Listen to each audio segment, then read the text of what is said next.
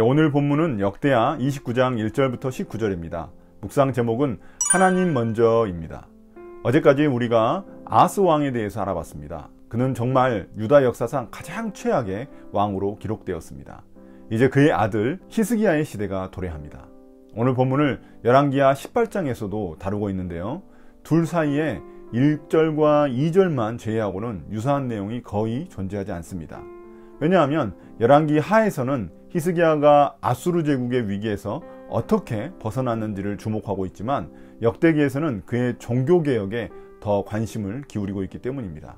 이런 그에 대한 기록은 역대하 29장부터 32장에 이르기까지 매우 많은 분량을 차지하고 있습니다. 그럼 과연 그는 아버지 아하스가 만든 안팎의 위기를 어떻게 극복했을까요? 먼저 1절과 2절에서 히스기야 왕을 대략 소개합니다. 그는 25살의 왕이 되어서 29년 동안 통치했습니다.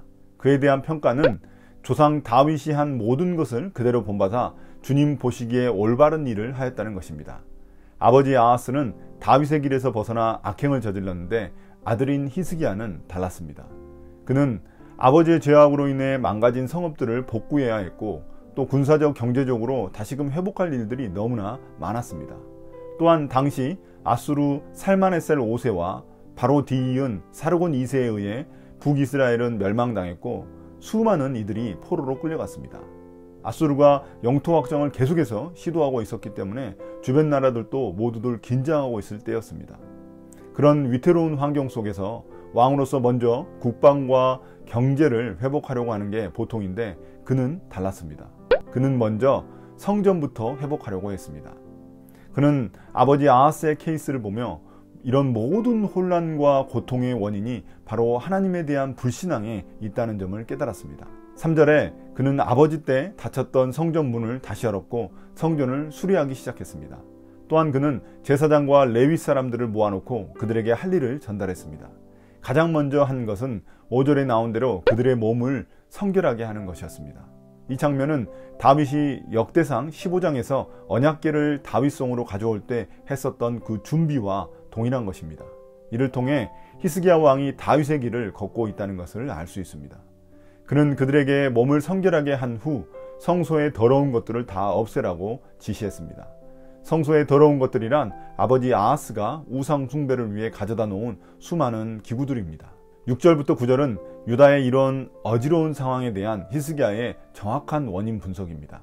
그는 우리가 하나님을 버리고 성소를 등졌기 때문에 하나님께 죄를 지은 것이라고 말합니다. 또한 성전을 폐쇄하여 하나님께 제대로 제사 지내지 않은 것도 죄를 지은 것이라고 말합니다.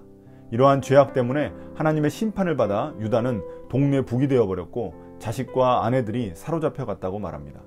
이런 히스기야를 보며 우리의 삶도 돌아보게 됩니다. 우리 삶에서도 문제를 해결하는 게 첫 번째가 아닙니다.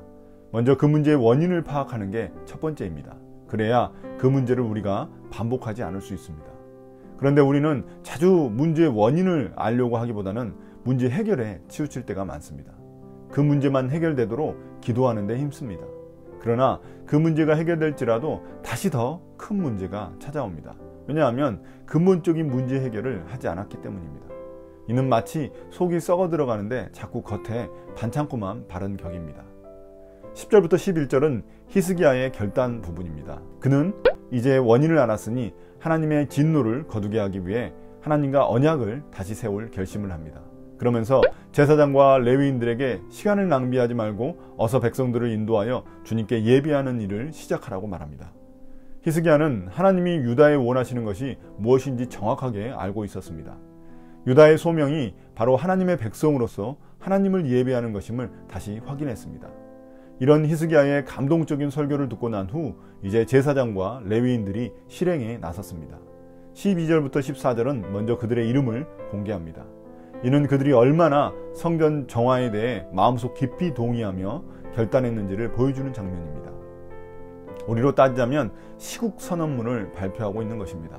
레위인을 대표하는 레위의 세 아들 그핫, 무라리, 게르손 가문과 더불어 엘리사반 가문이 나섭니다. 각 가문에서 2명씩 총 8명이 나왔습니다. 또한 찬양과 악기를 담당하는 아삽, 헤만, 여두둔에서 2명씩 총 6명이 나섭니다.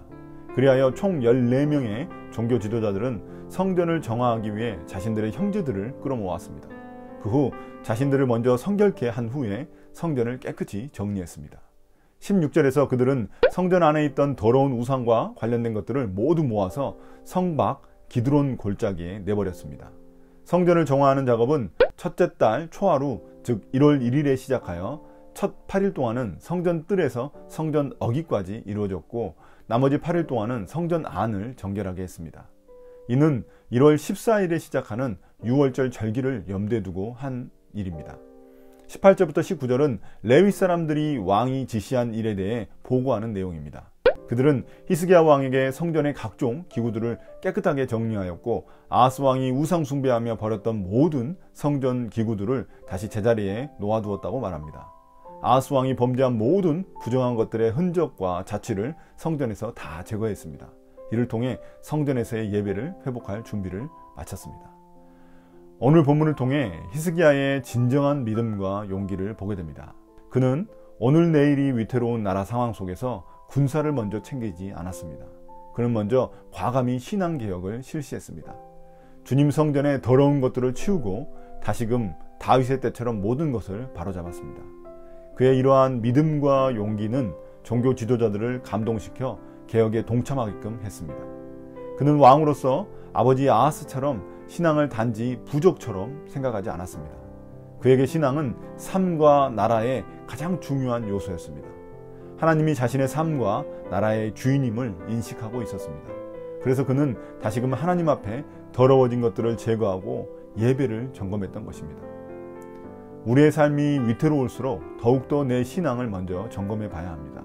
그 위기만 넘기면 된다는 생각은 더 큰 위기를 초래할 뿐입니다. 위기 앞에서 믿음과 용기로 내 삶을 하나님께 맡겨드려야 합니다. 히스기야가 성전을 정리하고 새롭게 했듯 우리의 신앙도 그렇게 새롭게 되었으면 좋겠습니다. 내 안에 탐욕으로 인한 우상들이 있다면 다 제거하고 마음을 정결케 하기를 소망합니다. 어디에 있든지 또 무엇을 하든지 먼저 하나님을 생각하길 원합니다. 그런 하루가 되시길 예수님의 이름으로 축복합니다.